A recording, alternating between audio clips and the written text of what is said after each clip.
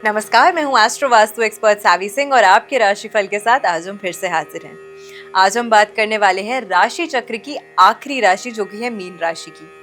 Mean राशि यानी कि पाइसियंस के लिए नवंबर का महीना क्या कुछ खास लेकर आ रहा है। और क्योंकि साल का ऑलमोस्ट एंड पास ही है, तो मुझे पता है कि आपके मन में भी काफी सारे क्वेश्चंस हैं, काफी सारी क्वेरीज हैं कि क्या ये लास्ट के 2 महीने आपके जीवन में कुछ अच्छे सकारात्मक परिवर्तन, कुछ अच्छे पॉजिटिव चेंजेस लेकर आ रहा है या नहीं। आज की वीडियो में हम आपको इन डिटेल यही बताने वाले हैं कि इस महीने के दौरान क्या पंचांग कहता है और विशेष करके इस महीने के दौरान प्लैनेट्स के ट्रांजिट यानी कि ग्रहों के गोचर आपकी राशि को किस तरीके से प्रभावित कर रहे हैं, किस तरीके का इसका इन्फ्लुएंस आपके जीवन में आपकी फाइनेंशियल लाइफ को, आपके करियर को, आपकी रिलेशनशिप्स को इम्पैक्ट करने वाला है। स्वास्थ्य संबंधित परेशानियां जिन लोगों की लंबे समय से चल रही थी, क्या उन्हें कुछ राहत मिलने वाली है या नहीं। तो जुड़े रहिएगा हमारे इस चैनल के साथ और इस वीडियो के साथ अंत तक, क्योंकि आपको एक बहुत अच्छी और इजी रेमेडी भी हम शेयर करने वाले हैं जो आपको इस महीने के दौरान जरूर करनी चाहिए, जिससे वाकई में आपके लिए इस पूरे महीने की ऊर्जा जो है वो और ज्यादा बेहतर हो जाए। विशेष करके आप लोगों के लिए ये समय जो है मीन राशि वाले वो बहुत इंपॉर्टेंट है। इसके 2 रीजंस हैं। एक ये कि आपकी राशि के स्वामी ग्रह जुपिटर देवगुरु बृहस्पति 18 अक्टूबर से यानी कि धनतेरस के पर्व से ही उच्चस्थ राशि में गोचर कर रहे हैं और गोचर के साथ ही वो हंस योग की स्थापना केंद्र में कर रहे हैं। तो ऐसे में मीन राशि वालों के लिए ये जो समय है वो काफी इंपॉर्टेंट हो जाता है। आपकी राशि से अगर हम बात करते हैं तो पंचम भाव में यानी कि 5th हाउस में, जो कि प्लानिंग का भाव माना गया है, संबंधों का भाव माना गया है, रिलेशनशिप्स का भाव माना गया है, एजुकेशन का भाव माना गया है, उस भाव में देवगुरु बृहस्पति जो है वो उच्चस्थ होके प्लेस्ड है। लेकिन क्योंकि ये आपकी राशि के स्वामी ग्रह भी हैं, तो ऐसे में 11 नवंबर को जब यही देवगुरु बृहस्पति वक्रीय हो जाएंगे, इसका भी प्रभाव सबसे तीव्र तरीके से आप पर, क्योंकि आप इनकी राशि हैं, आप पे देखने को मिलेगा। साथ में ही आप लोग अपनी इस समय के दौरान अपनी शनि के 7.5 के तीसरे चरण यानी कि आखिरी चरण से भी प्रभावित हो रहे हैं। तो उस कारण से भी कहीं ना कहीं इस महीने के दौरान जो प्लैनेटरी ट्रांजिट्स हो रहे हैं, जिसमें देवगुरु बृहस्पति वक्री और शनि देव मार्गी हो रहे हैं, इन दोनों ही प्लैनेट्स का सबसे ज्यादा इम्पैक्ट जो है वो आपकी राशि पर देखने को मिलेगा। सबसे पहले जब हम देवगुरु बृहस्पति की बात करते हैं, वो आपके पंचम भाव में उच्च के होके प्लेस्ड हैं। आपके संबंधों को बेहतर करेंगे, आपके फ्रेंडशिप्स को बेहतर करेंगे, आपके रिलेशनशिप्स को बेहतर करेंगे। पहले अगर आपको थोड़ी सी परेशानियां, कठिनाइयां अपने संबंधों में, अपने रिलेशनशिप्स में हो रही थी, तो वो कहीं ना कहीं अब बेहतर होती हुई नजर आएंगी। लेकिन 11 नवंबर से क्योंकि ये प्लैनेट जो है वो रेट्रो मूवमेंट में भी जा रहा है, तो आपकी प्लानिंग में थोड़ी सी डगमगाहट जो है वो आ सकती है। अपनी प्लानिंग को और ज्यादा फाइन करने के लिए, मजबूत करने के लिए और जल्दी जल्दी चीजों को ना भूलने के लिए आपको आदत बनानी चाहिए कि आप जो भी सोच रहे हैं उनको एक पीस ऑफ पेपर पे लिखें, ताकि आप जितना लिखेंगे उतना ज्यादा स्मरण और उतना ज्यादा याद रखेंगे। और इन जनरल भी अगर हम पाइसियंस की बात करते हैं, तो मीन राशि वाले थोड़े से अपने स्वभाव में फ्लक्चुएटिंग नेचर के होते हैं, क्योंकि ये 12वें भाव की राशि है। तो ऐसे में आपको थोड़ा प्रयास ये करना चाहिए कि अगर आपकी प्लानिंग बार बार बदलती रहती है, चेंज होती रहती है विद टाइम, तो ऐसे में आपके जो इम्पोर्टेंट चीजें हैं, जो वाकई में आप चाहते हैं कि आप इस साल के दौरान या आने वाले साल में अचीव कर सके, आपको उन्हें लिखने की आदत जो है वो डालनी चाहिए। मूविंग फर्दर, शनि की अगर हम बात करते हैं, तो शनि इस समय के दौरान आपकी ही राशि में रेट्रो मूवमेंट कर रहे हैं और आपकी ही राशि में क्योंकि इस समय के दौरान शनि देव जो हैं वो वक्रीय चाल चल रहे हैं, तो आपको स्वास्थ्य संबंधित परेशानियां, उथल पुथल जो है वो देखने को मिल रही हैं। साथ के साथ में अभी क्योंकि रेट्रो मूवमेंट में भी हैं, तो ज्यादा आलस्य के घेरे में भी आप लोग आ रहे हैं।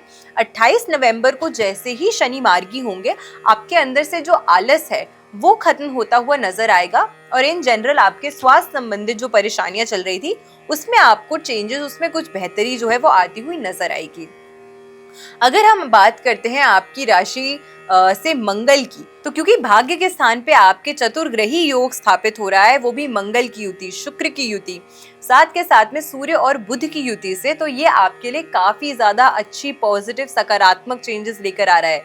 ये भाग्य का भाव है। आपके जीवन में अगर बहुत ज्यादा आप संघर्ष कर रहे थे, आप मेहनत कर रहे थे बट निराशा का सामना कर रहे थे, तो ऐसे में ये चतुर्ग्रही योग आपके जीवन में अच्छी अपॉर्चुनिटीज लेकर आ रहा है। कुछ लोगों के लिए इस महीने के दौरान ट्रैवलिंग से जुड़ा हुआ कार्य होना भी पॉसिबल है। फॉरेन ट्रैवल करने के प्रबल योग काफी सारे लोगों के लिए इस महीने के दौरान बनते हुए नजर आएंगे। वो लोग जो लॉ के क्षेत्र में काम करते हैं, रिसर्च के क्षेत्र में कार्य करते हैं, धर्म कर्म से जुड़ा हुआ कार्य करते हैं, उनको अपने जीवन में अच्छी वृद्धि मिलने का ये जो समय है, अच्छी अपॉर्चुनिटीज मिलने का, वो काफी प्रबल नजर आता है। इसी के साथ में बुध ग्रह जो है वो वक्रीय चल रहा है 7 नवंबर से, और 23 नवंबर को जाकर ये आपके नवम भाव से गोचर कर जाएंगे आपके अष्टम भाव में। बुध ग्रह का अष्टम भाव में गोचर करना इस समय के दौरान आपकी हेल्थ इश्यूज को ट्रिगर कर सकता है। नसों से जुड़ी हुई परेशानियां काफी सारे लोगों को इस महीने के दौरान भी देखने को मिल सकती हैं, तो थोड़ा सा अपने हेल्थ पे आपको सतर्कता रखनी है। साथ में इस महीने के दौरान आपकी प्लानिंग जो है उसको कहीं ना कहीं थोड़ी सी ठेस पहुंचा सकता है, तो उसका भी आपको विशेष करके ख्याल जो है इस महीने के दौरान जरूर रखना चाहिए। साथ में 16 नवंबर से सूर्य देव जो हैं, जो ऊर्जा के कारक ग्रह माने गए हैं, वो गोचर करके अष्टम भाव से नवम भाव में ट्रांजिट करेंगे। जब तक सूर्य अष्टम भाव में थे, आप लोगों की इम्यूनिटी जो थी वो थोड़ी सी कमजोर थी, यानी कि बार बार जैसे ही मौसम बदल रहा था थोड़ी सी बीमारी हो जाना, या फिर जल्दी जल्दी आपको थकावट महसूस होना आपकी बॉडी में, उस तरीके की परेशानियों के घेरे में आप थे। बट जैसे ही अष्टम भाव से नवम भाव में सूर्य गोचर करेंगे, पिता के कारक स्थान पे गोचर करेंगे, तो उसमें आपको आपके फादर से कुछ अच्छे रिजल्ट्स मिल सकते हैं, आपको आपके फादर का अच्छा सपोर्ट मिल सकता है। तो उस मान्यता में भी आपके लिए ये जो गोचर है, ये जो ट्रांजिट्स है, वो काफी अच्छे लाभ लेके नजर आता है। राहु आपकी राशि से 12वें भाव में गोचर कर रहे हैं, क्योंकि कुंभ राशि में प्लेस्ड है। ये आपको आपके लिए इस समय के दौरान फॉरेन ट्रैवल के जो योग हैं वो और ज्यादा प्रबल बना देता है। और साथ में केतु 6ठे भाव में प्लेस्ड है। केतु का 6ठे भाव में प्लेस्ड होना कहीं ना कहीं आपके लिए गुप्त शत्रु जो है वो उजागर कर सकता है, तो उससे आपको थोड़ा सा बचने का प्रयास इस महीने के दौरान जरूर करना चाहिए। ऑल ओवर आपके लिए ये जो समय है वो आत्मचिंतन का है। आपको थोड़ा सा सेल्फ ऑब्जर्वेशन जो है वो जरूर करनी चाहिए। बदलाव आ रहे हैं आपके जीवन में काफी ज्यादा, और ये बदलाव जो है वो नई सकारात्मक अपॉर्चुनिटीज आपके लिए लेकर आ रहे हैं। तो इस लिहाज से भी आपके लिए जो महीना है वो काफी अच्छा नजर आता है। करियर में, व्यापार में, आपके बिजनेस में, आपके फाइनेंसेस में, आपकी शिक्षा के क्षेत्र में, आपकी एजुकेशन में, आपके पारिवारिक संबंधों में, कहीं ना कहीं आपको ये इन सभी एस्पेक्ट्स पे इन प्लैनेट्स का जो इम्पैक्ट है वो देखने को मिलने वाला है। इस गोचर का इम्पैक्ट जो है वो आपको विशेष करके अपने जीवन में देखने को मिलने वाला है।